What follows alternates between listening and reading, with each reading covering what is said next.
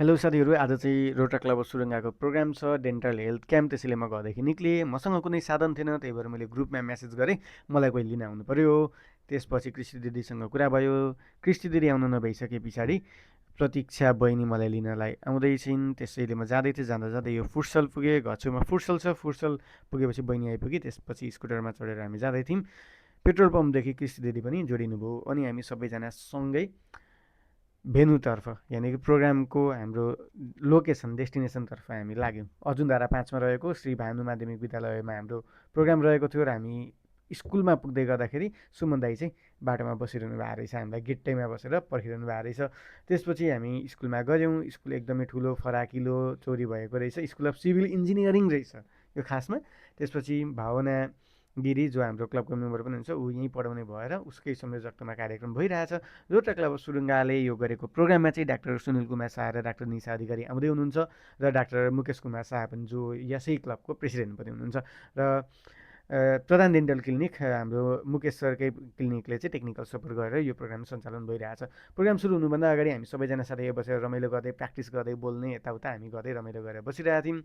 त्यही क्रममा बिहानसाना टाँगेर सबै रेडी गरेर बसिरहँदा डक्टरहरू पनि आइपुग्नु भयो। अनि त्यसपछि अब चाहिँ फर्मल प्रोग्राम स्टार्ट गर्नुपर्छ भनेर हामीले फर्मल प्रोग्राम स्टार्ट गर्नुतिर लाग्यौँ। फर्मल प्रोग्राम चाहिँ हाम्रो कृष्टि खतिवटा दिदी जो क्लबको सेक्रेटरी पनि हुनुहुन्छ, उहाँले स्टार्ट गर्नुभयो।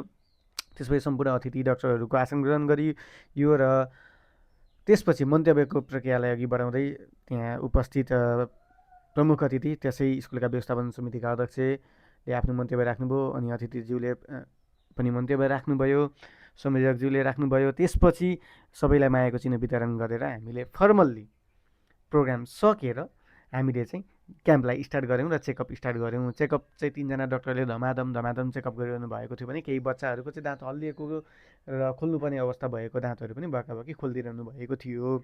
सबैजनाले एकदम केयरफुल भएर बिस्तारै गरेर बच्चाहरूलाई कसैलाई पनि नरुवाइकन एकदम राम्रोसँगले दाँत खोलिदिने, चेकअप गर्ने, कन्सल्टेसन दिने र केही कुराहरू रिकमेन्ड गर्ने, दबाईहरू रिकमेन्ड गर्नेदेखि लिएर सबै कुराहरू भइरहेको थियो। सबैको चेकअप भइरहेको थियो।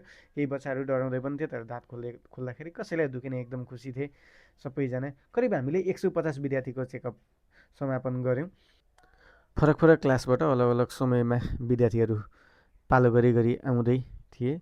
पढाइलाई डिस्टर्बै नगरिकन पालो गरी सबैजना। त्यसैले सबैजनाको चेकअप गरियो। चेकअप सकिसके पछाडि चाहिँ हामीले केही फोटोहरू खिच्यौँ। फोटोहरू खिचेर सफलतापूर्वक यो डेन्टल क्याम्पलाई प्याकअप गरेर हामी त्यहाँबाट बिदा भयौँ।